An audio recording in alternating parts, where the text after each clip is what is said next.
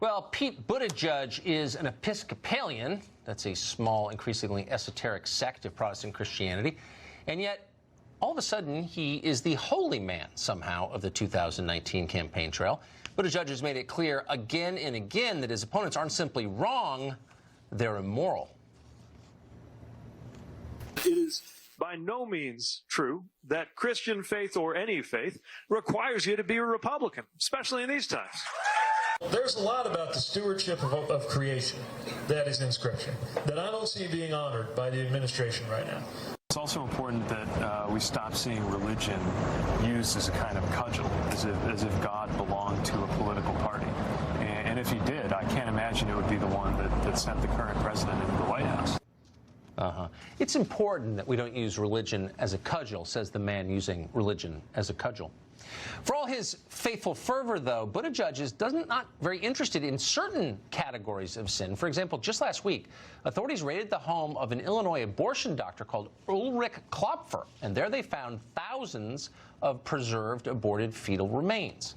Klopfer had plied his trade, it turns out, South Bend, Indiana, the city that St. Pete is the mayor of. But weirdly, so far, Buttigieg has not commented on the incident in any way. Why is that? Philip Wegman is the White House correspondent over at Real Clear Politics. He's been reporting on this story, and he joins us tonight. Philip, thanks so much for coming on.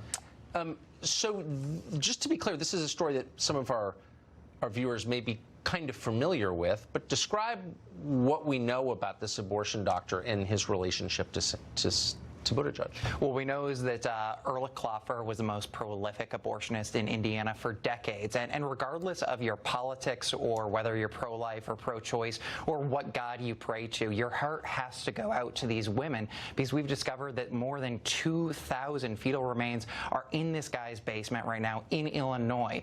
And so your heart has to go out to these women, because women who have had abortions, they're terrified that their terminated pregnancy became this man's trophy. They want answers. They want a federal investigation, and they've said so publicly because the details are too gruesome to ignore unless you're Pete Buttigieg. He has not commented publicly on what was going on in his backyard, and he's offered no guidance to these women who are grieving. How interesting. I mean, and do you think the reason could be because if he comments on this, it suggests that maybe there's a moral edge or moral problem to abortion? So I've reached out to his campaign over the weekend repeatedly, and I didn't hear back from them at all about Klopfer, who again had been operating for decades in his backyard. And I reached out to his municipal office, and the municipal employee who answered the phone referred me back to Buttigieg's presidential campaign.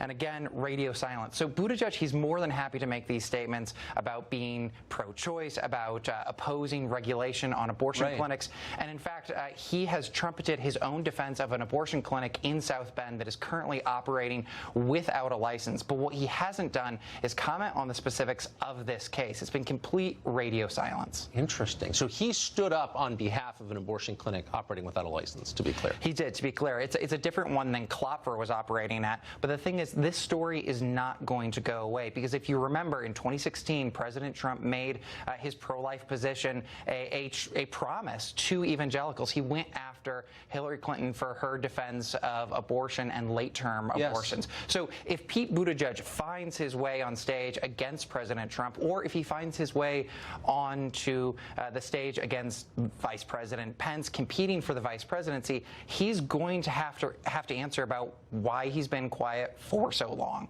Yeah, he doesn't want to upset his donors, I would guess. Phil, thanks so much for that update. I appreciate it.